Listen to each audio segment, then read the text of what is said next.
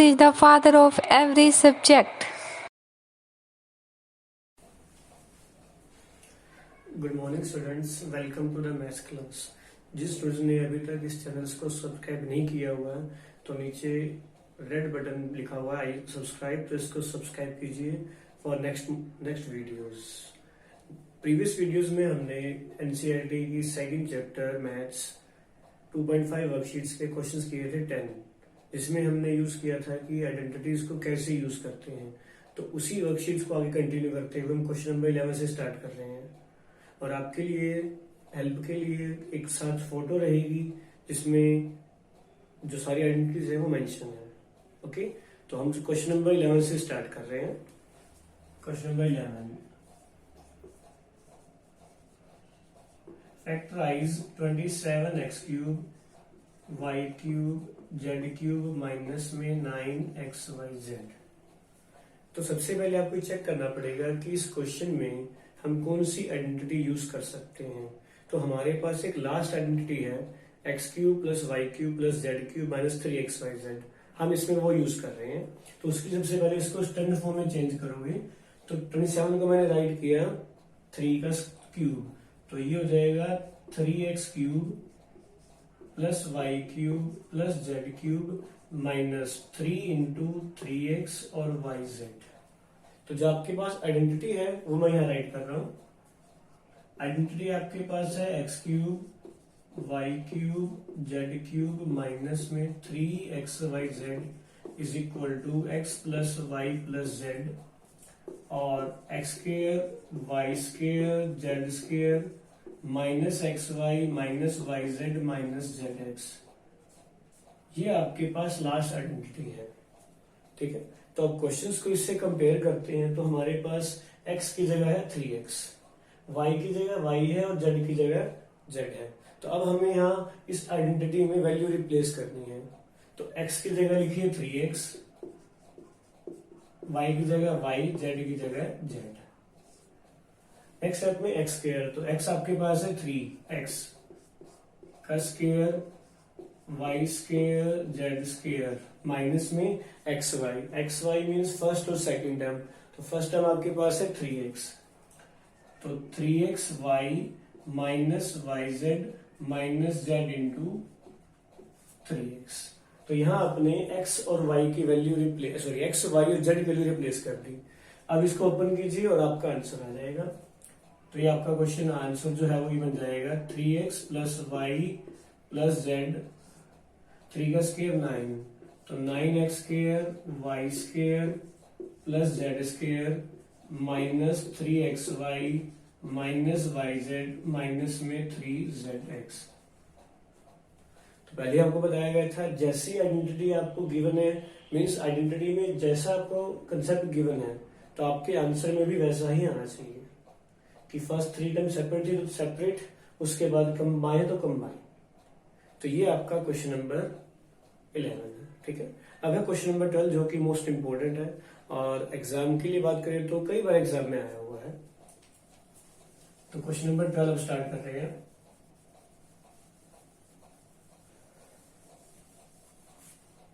Verify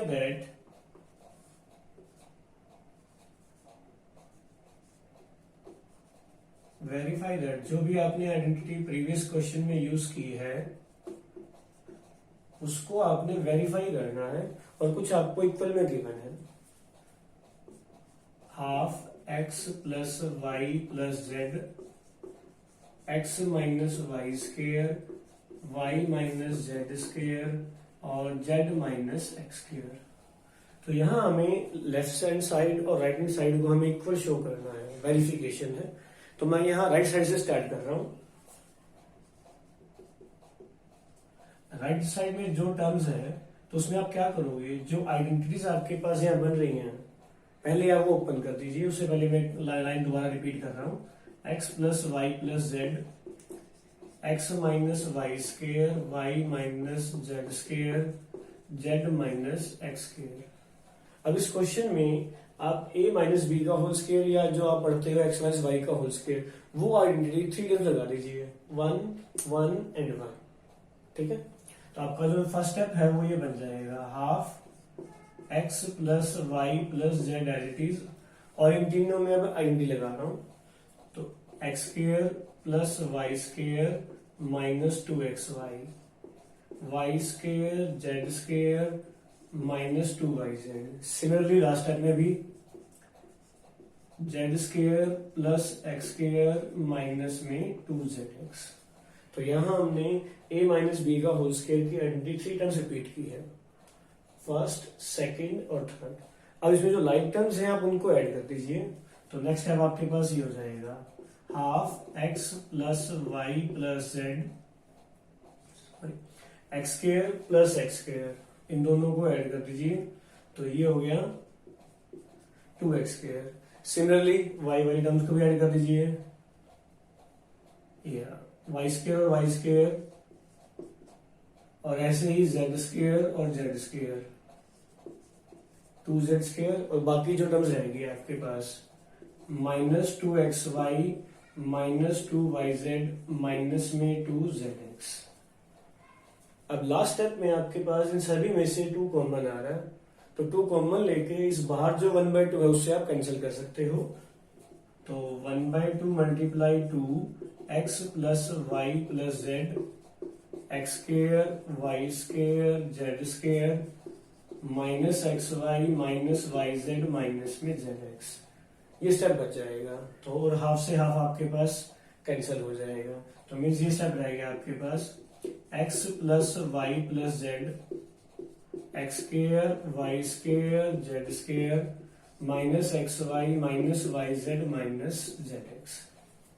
अब last step पे आप क्या कीजिए, इस x से इन सभी को मल्टीप्लाई कर दो, इस y से इन सभी को मल्टीप्लाई कर दो, और इस z से सभी को मल्टीप्लाई कर दो, तो काफी सारी टर्म्स कैंसिल होके जो बच जाएंगी टर्म्स, वही आपकी क्या बन जाएगी क्वेश्चंस की लेफ्ट हैंड साइड। ठीक है, तो मैं यहां मल्टीप्लाई कर रहा हूं।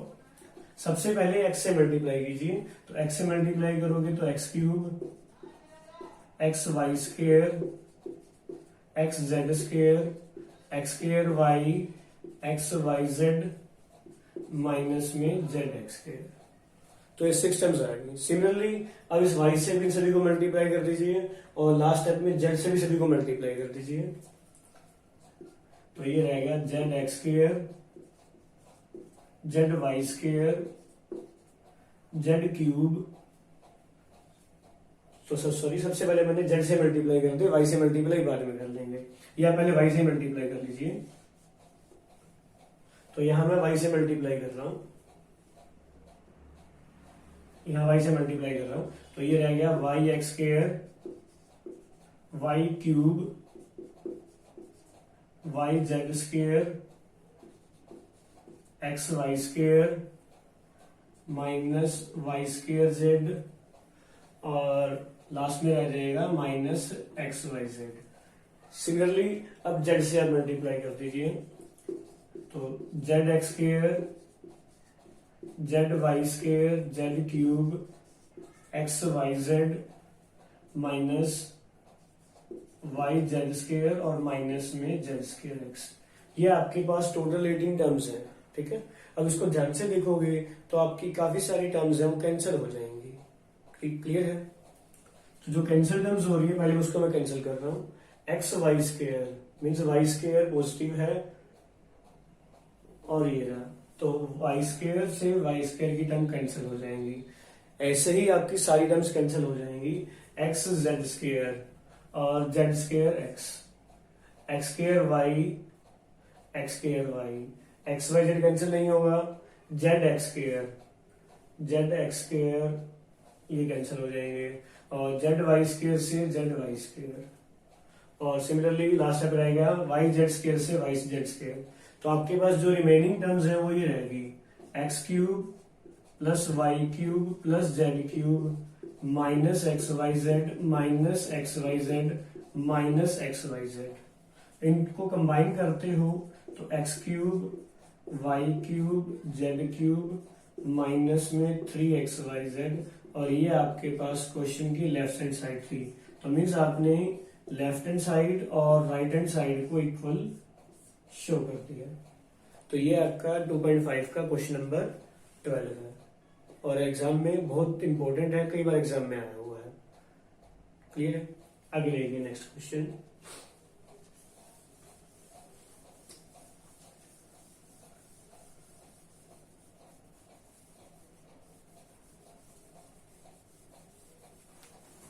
Question number 13।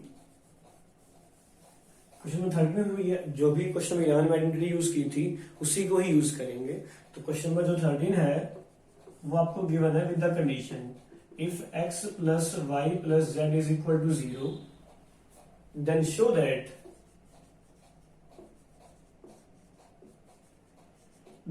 That x cube y cube z cube और इक्वल टू 3xyz, ये आपको शो करना है। ठीक है, तो इसमें जो आइडेंटिटी है पहले मैं वो यूज कर रहा हूं। जो सोल्यूशन हो जाएगा तो आपके पास जो आइडेंटिटी है x cube y cube z cube minus में 3xyz, इस आइडेंटिटी को यूज कीजिए। आइडेंटिटी में आपके पास ये होता है x plus y plus z x square y square z square minus x y minus y z minus में जेड एक्स। ठीक है, अब जो कंडीशन गिवन है x plus y plus z equal to 0, आप वो यहां यूज कीजिए क्योंकि ये चीज आपको 0 गिवन है। Given x plus y plus z is equal to 0, so x cube y cube z cube minus में 3xy जो जेड है वो आपके पास ये बच जाएगा 0 x square y square z square minus x y minus y z minus में z x. 0 multiply something आपको पता ही है 0 रहेगा, तो मीन्स जो आपके पास राइट साइड है वो 0 होगी। X cube y cube z cube minus में 3xyz इज इक्वल टू 0। अब अगर आप आंसर की बात करें तो आंसर में आपके पास 3xyz पॉजिटिव आ रहा है, तो इसको आप राइट साइड में चेंज शिफ्ट कर दो। सो तो आपके पास जो आंसर है वो ये बन जाएगा और यही सोल्यूशन आपको चाहिए था क्वेश्चन के अंदर, कि जो आपके पास ये आइडेंटिटी है इसमें अगर आपके पास x plus y plus z is equal to 0 है तो आपका जो आंसर है वो ये आना चाहिए।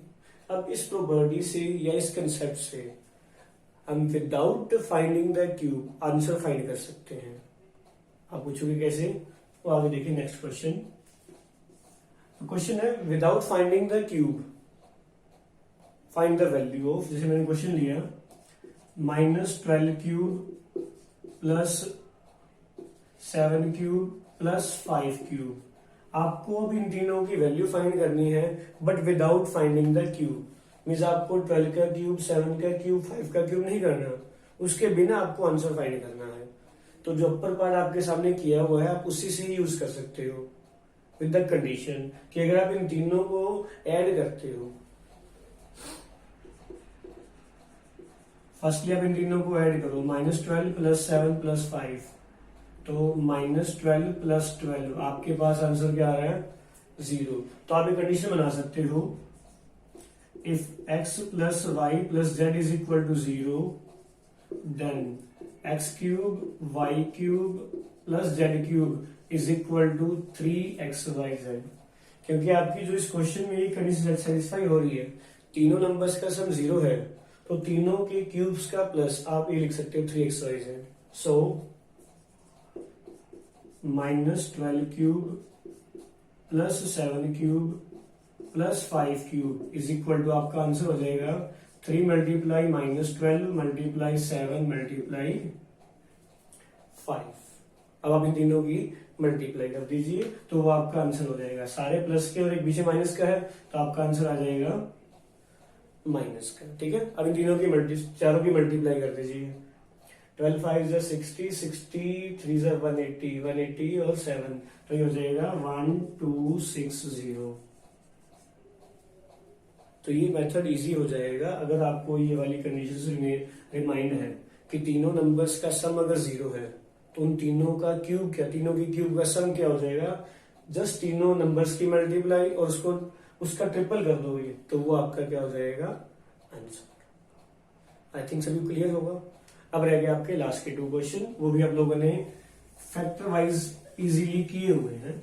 Cube y cube z cube minus 12 x y minus y z minus में 3xyz। Question number 15। Question number 15 में आपको क्या गिवन है कि एरिया गिवन है। Area is equal to 25a square minus 35a plus 12। ठीक है, एरिया आपको गिवन है और आपसे पूछा गया है कि find the possible dimensions of rectangle. Means आपको पता है कि रेक्टेंगल का एरिया होता है लेंथ मल्टीप्लाई ब्रेड्थ, तो एरिया आपको गिवन है, तो you have to find length and breadth and what are the possible values. ठीक है, तो 2.4 में आपने किया था इसकी फैक्टराइज, वही मेथड अप्लाई कर रहे हैं कि ऐड करने पे मिडल नंबर आए, जो आपने मेथड यूज किया था splitting the middle number.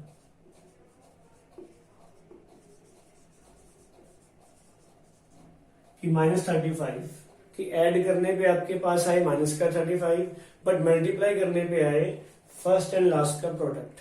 Means on addition आपके पास आंसर आना चाहिए -35, ऑन मल्टीप्लाई आपके पास आंसर आना चाहिए 25 मल्टीप्लाई 12। ये आप 2.4 में कर चुके हो, तो इन दोनों की मल्टीप्लाई हो जाएगी 300। क्लियर है, तो इसके फैक्टर क्या बन जाएंगे 25x स्क्वायर। मैं यूज कर रहा हूं 20 और 15, 20 और 15 को प्लस कर दो 35 और दोनों को मल्टीप्लाई कर दो 300 हो जाएगा। तो माइनस में 20a माइनस का 15a प्लस का 12। ठीक है, तो ये आपका फर्स्ट पेयर और सेकंड पेयर कॉमन ले जाओ, तो 25 और 20 में से आप कॉमन ले सकते हो। उसके लिए मैं क्या कर रहा हूँ, स्टेप कर रहा हूँ 5 multiply 4 multiply a multiply a, sorry 5 multiply 5 minus 5 multiply 4 multiply a minus, similarly 15 के आपने फैक्टर कर दिए 3 मल्टीप्लाई 5a प्लस 12 के मल्टीप्लाई कर दिया आपने 3 मल्टीप्लाई 4। अब इन लास्ट दोनों में से और फर्स्ट 2 में से आपके पास कुछ टर्म्स कॉमन आ रही है। जैसे मैंने इसमें से कॉमन लिया 5 कॉमन आ गया और a कॉमन आ गया, तो अंदर आपके पास रहेगा 5a। मीन्स ये चीज आपने बाहर ले ली तो अंदर रहेगा 5a। सिमिलरली आपने 5 और a बाहर ले लिया, अंदर क्या रह गया -4। क्लियर है, अब जो आपकी थर्ड टर्म होगी उसका जो सिंबल है वो आपका बाहर आ जाएगा। अब नेक्स्ट ध्यान से देखो, तो इन दोनों में से आपके पास 3 कॉमन आ रहा है, तो मैंने 3 बाहर ले लिया, अंदर आएगा 5a और बाहर माइनस अपने कॉमन ले सिंबल आप चेंज कर सकते हो। तो आपके जो फैक्टर्स हैं वो क्या बन गए 5a माइनस 4 और 5a minus 3। I think clear होगा, तो आपका जो आंसर है वो क्या हो जाएगा पॉसिबल डायमेंशंस। तो डायमेंशन आप क्या लिख दोगे 5a माइनस 4 और 5a माइनस 3। ये आपके पॉसिबल डायमेंशंस हो जाएंगे फैक्टराइज में। क्लियर है, ऐसे ही आपका जो लास्ट क्वेश्चन है 16 वो भी यही है, बट वहां आपको वॉल्यूम गिवन है, वॉल्यूम ऑफ क्यूबॉइड। जैसे आपका जो फर्स्ट पार्ट है वो ये गिवन है 3x स्क्वायर माइनस 12x। तो वॉल्यूम ऑफ क्यूबॉइड आप यूज करते हो L into b into h. Means length breadth और हाइट आपको इसमें से फाइंड करनी है। मीन्स 3 फैक्टर होने चाहिए, एरिया में 2 फैक्टर और वॉल्यूम में 3 फैक्टर। तो इसके फैक्टर के लिए इन दोनों में से सबसे पहले मैं 3 कॉमन ले रहा हूं। ठीक, इसका वैसे लिख सकते हो समझने के लिए 3 इंटू एक्स माइनस 12 के लिए 3 मल्टीप्लाई 4 मल्टीप्लाई एक्स। अब ध्यान से देखोगे तो इसमें आपका कॉमन आ रहा है 3 और एक साथ एक्स भी, मीन्स 3 और एक्स आपने कॉमन ले लिया, तो अंदर आपके पास क्या बच गया एक्स माइनस 4। तो आई थिंक फैक्टर आपको क्लियर होगा कैसे हुए। अब आप सोचोगे कि सर 3 फैक्टर्स कैसे होंगे। ठीक है, तो आप 3 फैक्टर्स आप यूज कर सकते हो। पॉसिबल डायमेंशंस क्या हो जाएंगे 3, x माइनस 4। अब इसमें लेंथ ब्रेड्थ और हाइट कौन सी होगी, तो मैंने वर्ड का यूज कर दिया पॉसिबल।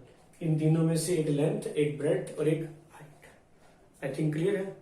तो ये थी आपकी सेकंड चैप्टर की लास्ट वर्कशीट कि how to use the identities for finding the values. Okay, तो आपका होमवर्क भी यही है कि solve 2.5 worksheets complete. Thanks and have a nice day.